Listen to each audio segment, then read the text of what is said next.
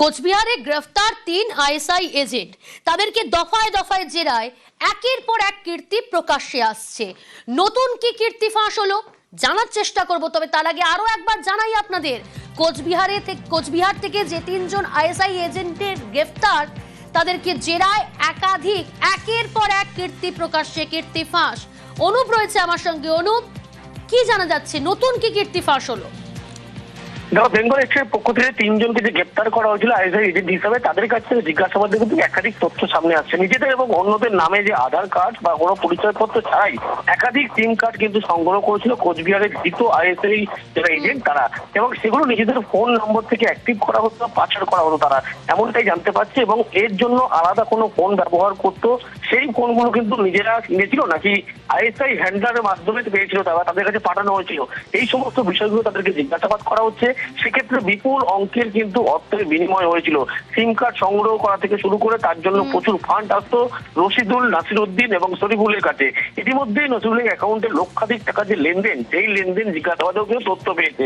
অর্থাৎ টাকার বিনিময়ে যে অবৈধভাবে ভারতীয় সিম কিনে সেনাবাহিনী অফিসারদেরকে ফাঁদে ফেলার যে প্রক্রিয়া, সেই প্রক্রিয়া কিন্তু আইএসআই যারা এজেন্ট তারাই কিন্তু করতো। এই সমস্ত তথ্য জিজ্ঞাসাবাদে কিন্তু 3 জনকে বেঙ্গল এক্সপ্রেস হাতে উঠে আসছে। যদিও গোটা ঘটনা ইতিমধ্যে তাদেরকে দফায় দফায় জিজ্ঞাসাবাদ করা হয়েছে এই সমস্ত তথ্য পাওয়ার জন্য। এবং চাঞ্চল্যকর একের পর এক তথ্য। বেশ অনুপ,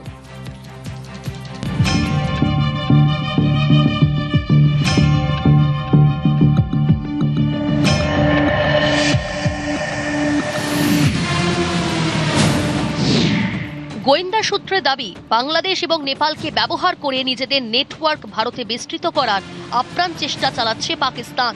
এর জন্য তারা ভারতেই গুপ্তচর তৈরির চক্রান্ত চালাচ্ছে। পাকিস্তানের এই মডিউল ভেস্তে দিচ্ছেন গোয়েন্দারা।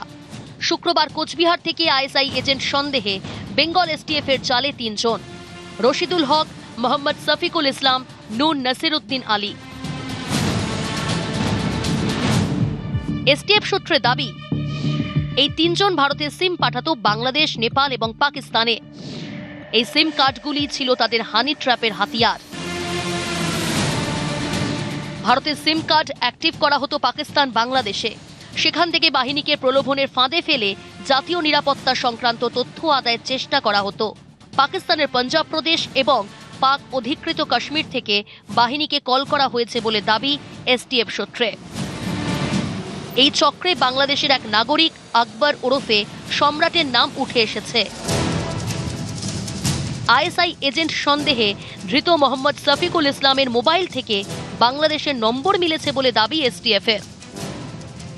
কলকাতা পুলিশের তরফ থেকে এই নাম্বারগুলিকে ট্র্যাক করা হয় এবং নাম্বার ট্র্যাক করে দেখা যায় যে এই 3 অভিযুক্ত বেআইনিভাবে সিম কার্ড তুলে তা পাকিস্তানি এজেন্টদের হাতে তুলে দিত, হ্যান্ডলারদের হাতে তুলে দিত, এবং সেই হ্যান্ডলাররা এই সিম কার্ড মারফতই গোটা ভারতে বিভিন্ন জায়গায় তাদের এই চরবৃত্তি দীর্ঘদিন ধরে তারা করে যাচ্ছিলেন।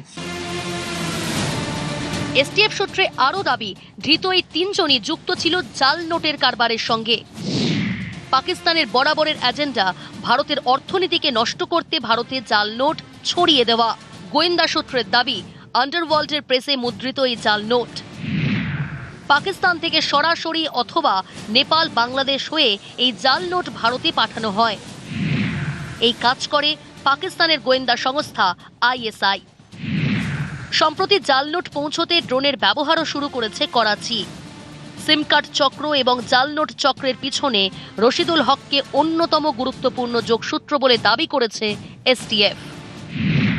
রশিদুলের সঙ্গে বাংলাদেশি নাগরিক আকবরের সঙ্গে লেনদেনের প্রমাণ মিলেছে।